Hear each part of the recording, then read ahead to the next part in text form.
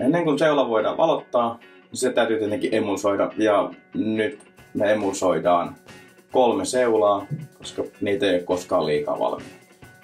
Itse emulsointi on tosi helppoa. Siihen tarvitaan valotusemulsio. Käytän tätä emotuotannon saatavilla ihan, ei nyt marketista, mutta askarteluliikkeestä. Kouru ja spatula. Sen spatulan merkityksen mä näytän myöhemmin. Okay. Laitetaan silleen reippaasti emulsio tuohon ja kourulle ja purkki kiinni.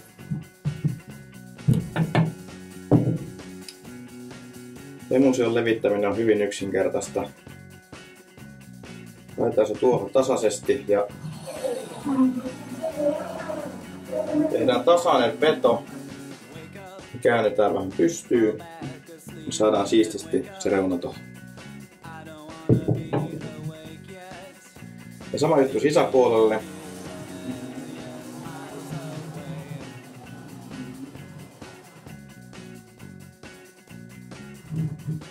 No, sinne tuli pieni jälki. Ja sen pitää kuivaa pimeässä. Siihen on oivallinen kotipimi on tämmönen mikä tää on? Pahvilaatikko.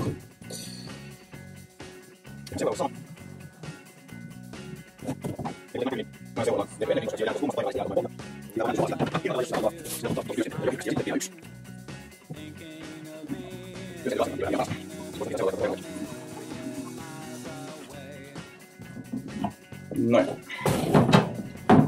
Nyt meillä on 3 seulaa odottamassa kuivumista. Siihen menee muutamasta tunnista vuorokauteen. Mä tulen aina aamulla sit vasta katsoa. Ja koska olen nuuka, ajattelen, että ei kannata tuhlata matskui. Nyt mä kaavin tän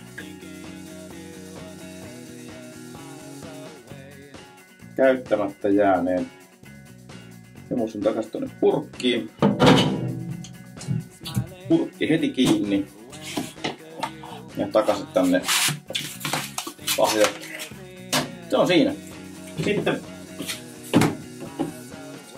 suosittelen heti saman tien laittaa vettä tonne ja peseen nämä välineet, koska tuoreeltaan ne on helpompia pestä kuin myöhemmin, sanoisin näin.